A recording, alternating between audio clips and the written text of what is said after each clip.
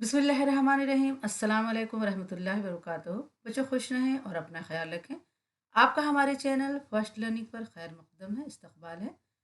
आजकल हम लोग उर्दू ग्रामर, उर्दू कवायद की तैयारी कर रहे हैं क्योंकि आपके एग्ज़ाम आने वाले हैं और एग्ज़ाम की वजह से मैं एक एक टॉपिक को बहुत अच्छी तरह से पढ़ा रही हूँ।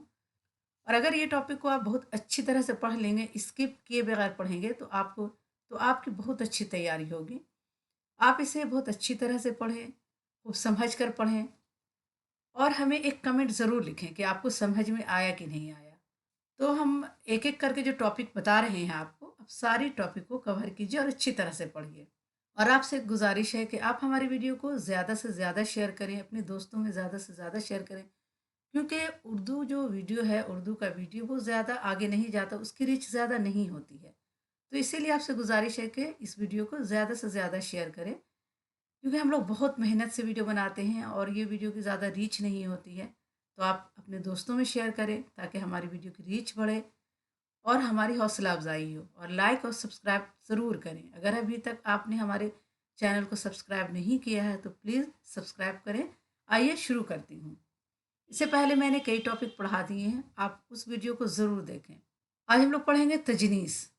पहले इस शेर को गौर से पढ़ते हैं।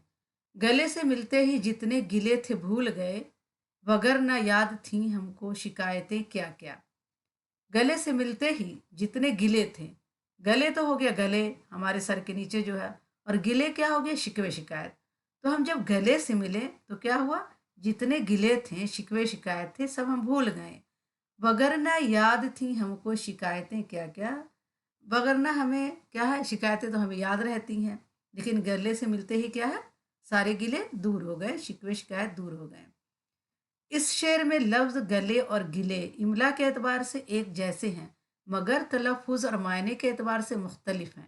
ठीक है, इस शेर में जो लफ्ज है गले और गिले इमला के एतबार से, हिज्जा के एतबार से एक जैसे हैं, मगर तलफ़ुज़ और मायने के एतबार से मुख्तलिफ है। तलफ़ुज़ यानी बोलने में थोड़ा अलग है, हम इसे गले पढ़ रहे हैं और इसे गिले पढ़ रहे हैं क्योंकि गाफ के नीचे ज़ेर है।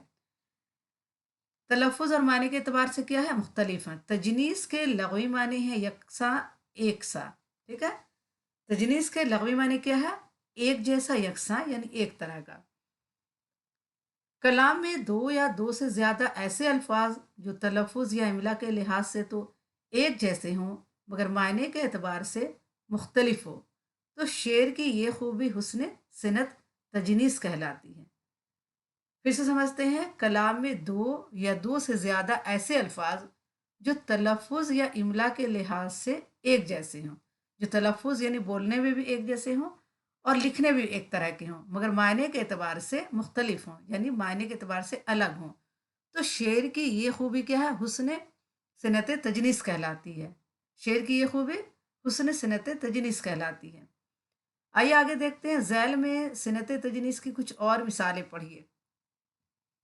दिल में पैदा हिम्मत परवाना कर, वरना मुर्ग शौक के परवाना कर। आदमी कहते हैं जिसको एक पुतला कुल का है, फिर कहाँ कल इसको घर कुल हो जरा बिगड़ी हुई। अब यहाँ पर कह रहे हैं कि दिल में पैदा हिम्मत परवाह ना कर। दिल में पैदा हिम्मत परवाह ना कर, यहाँ पर परवाह ना कर होगा, क्या होगा, परवाह नहीं कर। वरना मुर्गे शौक के परवाना कर, यहाँ पर परवाना है और यहाँ परवाना कर है। परवाना यानी उड़ना, और यहाँ पर क्या है, परवाना कर मतलब किसी बात पर ध्यान नहीं देना। आदमी कहते हैं जिसको एक पुतला कुल का है, कुल यानी दुनिया, दुनिया का एक पुतला है आदमी जिसको कहते हैं। फिर कहाँ कल इसको घर कल हो जरा बिगड़ी हुई। ये कल क्या है, हमारा गुजरा हुआ कल, और यहाँ कुल यानी दुनिया। आइए आगे देखते हैं, लफो नशर। गालिब का ये शेर पढ़िए। ना हिम्मत न दिल न किस्मत न आंखें, न ढूंढा न समझा न पाया न देखा। यह पहले मिसरे में हिम्मत, दिल, किस्मत और आंखें, ये चार अल्फाज आए हैं। हिम्मत, दिल, किस्मत और आंखें अल्फाज एक साथ इस्तेमाल किए गए हैं। फिर इनकी मुनासबत से दूसरे मिसरे में वजाहत की गई है। हिम्मत के लिए ढूंढा, दिल के लिए समझा, किस्मत के ताल्लुक से पाया और आंखें के वास्ते देखा। अल्फाज लाए गए हैं, ठीक है। हिम्मत के लिए लाया गया ढूंढा, ये यहाँ हिम्मत है तो यहाँ ढूंढा लाया गया इसके लिए। दिल के लिए क्या है, ना समझा, और ना किस्मत के लिए पाया, और आंखें के लिए देखा। फिर इनकी मुनासबत से दूसरे मिसरे में वजाहत की गई है। पहले मिसरे में ये लिखा गया और दूसरे मिसरे में इसकी वजाहत की गई है। हिम्मत के लिए ढूंढा, दिल के लिए समझा, किस्मत के लिए, किस्मत के ताल्लुक से पाया, और आंखें के वास्ते देखा। अल्फाज लाए गए हैं शेर में, इससे मानवी खूबी पैदा हो गई है। शेर में क्या है, इससे मानवी खूबी पैदा हो गई है। शेर में पहले चंद चीज़ों को एक तरतीब से बयान करना, फिर इनकी मुनासबत से वजाहत करना लफ़ो नशर कहलाता है। ठीक है, शेर में पहले चंद चीज़ों को एक तरतीब से बयान करना, तरतीबवार लिखना, फिर इनकी मुनासबत से वजाहत करना क्या कहलाता है, लफ़ो नशर कहलाता है। लफ़ के मायने हैं लपेटना, और नशर के माने फैलाना। ठीक है, लफ़ के माने लपेटना है और नशर के माने फैलाना। जैसा कि पहले मिसरे में चंद चीज़ों को एक तरतीब से बयान किया गया है, ये लफ़ है। फिर इनके मुनासबत से दूसरे मिसरे में बात को फैलाया गया, ये नशर है। पहले मिसरे में क्या है, चंद चीज़ों को पेश किया गया है, वो क्या है, लफ़ है। और दूसरे मिसरे में इन बातों को फैलाया गया है, तो ये क्या है, नशर है। लफ़ो नशर की दो किस्में हैं, मुरत्तब और गैर मुरत्तब।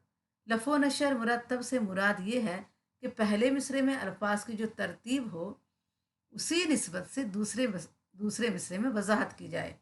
लफ़ो नशर मुरत्तब का मतलब ये होता है कि पहले मिसरे में जो चीज़ लिखी गई है, दूसरे मिसरे में बिल्कुल उसी के लिए दूसरे मिसरे में वजाहत की जाए।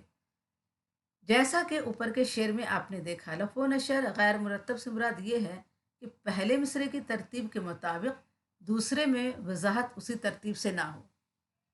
अब लफ़ो नशर गैर मुरत्तब से मतलब क्या है कि पहले मिसरे में जो तरतीब दी गई है अल्फाज की, दूसरे मिसरे में उसकी वजाहत उसी तरतीब से नहीं दी जाएगी, नहीं दी जाती है। आइए मीर अनीस का ये शेर देखते हैं। छुपती थी भागी जाती थी, गिरते थे खाक पर, कब्जों से तीर जिस्म से रूहें तनों से सर।